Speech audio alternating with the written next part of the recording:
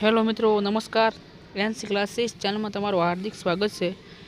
મિત્રો, ખાસ કરીને જો તમે અમારી એનસી ક્લાસીસ ચેનલમાં નવા હોય અને જો અમારી એનસી ક્લાસીસ ચેનલને જો તમે સબસ્ક્રાઈબ ન કરી હોય તો મિત્રો સબસ્ક્રાઈબ કરવાનું ભૂલતા નહીં.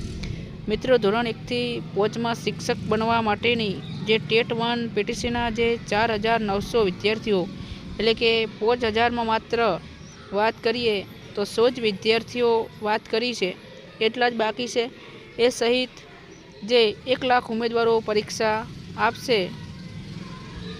અને સરકારી સ્કૂલોમાં ધોરણ 1થી 5માં શિક્ષક બનવા માટેની ટીચર્સ એલિજિબિલિટી ટેસ્ટ 1 માટેના ફોર્મ ભરવાની વધારેલી મુદત પૂરી થઈ ગઈ છે અને રાજ્યભરમાં 1 લાખથી વધુ ઉમેદવારો નોંધાયા છે.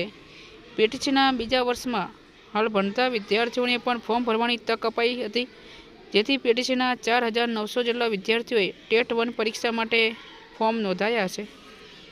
અને મિત્રો, બીજી વાત કરીએ તો 21 ડિસેમ્બરે પરીક્ષા લેવાશે અને પીટીસીના બીજા વર્ષના વિદ્યાર્થીઓને પણ પરીક્ષા આપવાની તક અપાઈ છે.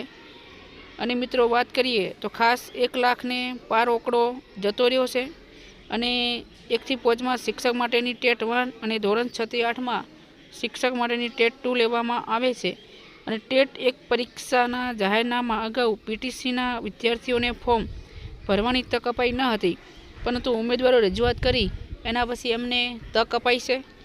મિત્રો, ખાસ કરીને બીજી વાત કરીએ તો પીટીસીની અંદર જે ડીએલએડના જે બીજા વર્ષના એટલે કે હાલના છેલ્લા વર્ષના ભણતા 4,900થી વધુ વિદ્યાર્થીઓ છે. આ વિદ્યાર્થીઓમાં ગુજરાતી માધ્યમના 4,798 અને હિન્દી માધ્યમની અંદર 92 અને અંગ્રેજી માધ્યમના 125 વિદ્યાર્થીઓ છે.